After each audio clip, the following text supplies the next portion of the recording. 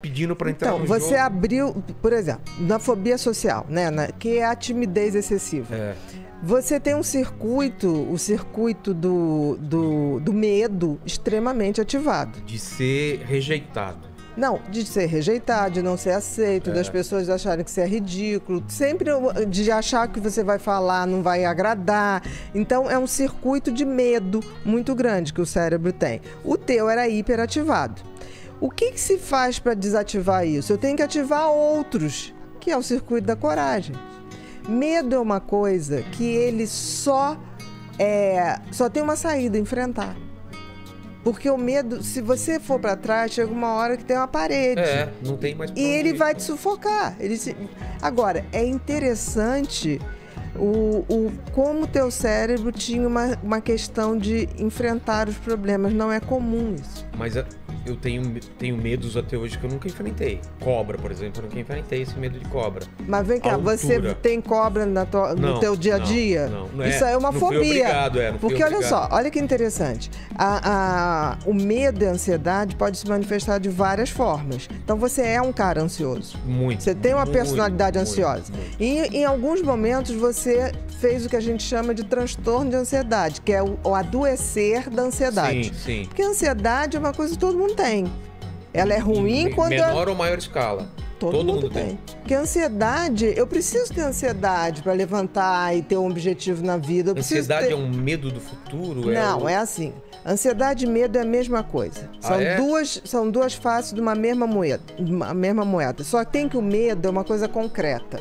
Por exemplo, se entra um ladrão aqui, a gente vai ter medo de uma coisa ali. Sei. Tá? Que a gente sabe o que é. A ansiedade é um medo subjetivo. Eu não sei o que é.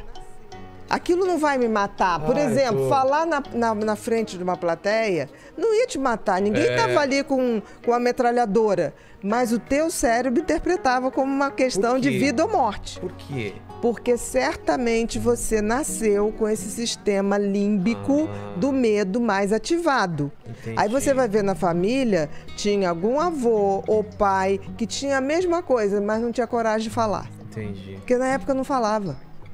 Aí o que fazia? Era o cara que ia trabalhar num lugar que ele não precisasse lidar com o público. Era o cara que ia trabalhar numa fábrica onde ele ficava fazendo uma função de botar um parafuso ali, sem falar com ninguém. É que meus pais eram professores. Os dois eram de falar público, sabiam falar bem, assim, Mas você pode ver que tinha um avô, uma avó. Tá. Porque a genética não é pai e mãe. Genética é um jogo de probabilidade. Você pode pegar a genética de um bisavô. Entendeu? Que a gente sempre acha que é pai e mãe.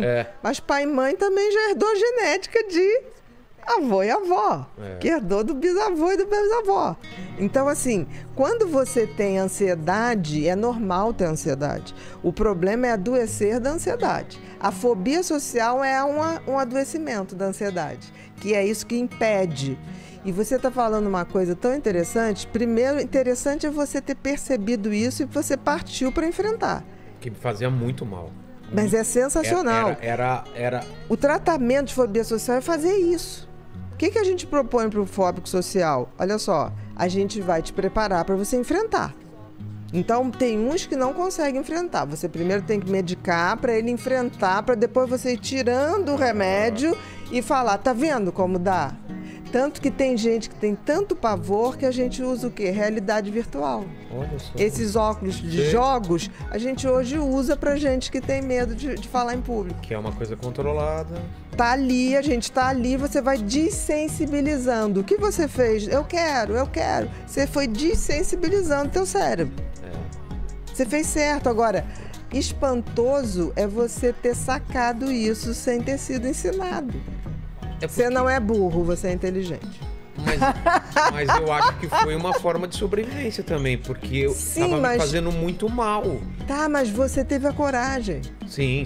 Porque a maioria das pessoas vai evitar aquilo o resto da vida. Estamos falando assim, de passar 3 anos assim, tomar decisão depois de 3 anos passando. Ok, mas você chegou ao limite. Porque o que acontece, por exemplo, as pessoas que têm fobia social geralmente me procuram para tratar a fobia social quando entra na faculdade pode, quando vai ter que apresentar o TCC. Que não tem coragem. Que ele fala, agora não tem mais jeito. Como é que eu vou fazer? Agora eu tenho que... E tá entre uma das maiores fobias, né? Falar em público é uma das maiores... Fobia que tem. Então, vou te dar um dado científico.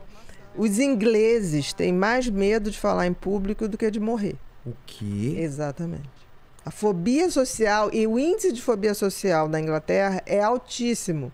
Por isso que os ingleses são tidos como um povo que não gosta de dar informação, reservado, arrogante. Não, eles têm pavor.